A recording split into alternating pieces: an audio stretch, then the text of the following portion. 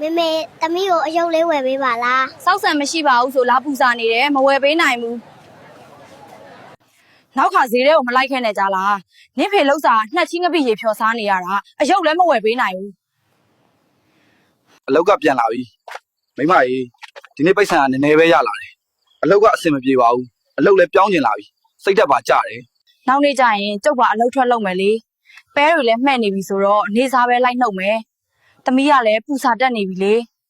မောင်တထမ်းမဲ့တရွက်လုံးမှထမင်းနဲ့မှန်မဲ့တဲ့ခိတ်မှာယောက်ျားလောက်စာပဲထိုင်စားလို့မရတော့ဘူးလေအလုပ်ထွက်လုပ်မှတော်ကားကြမယ်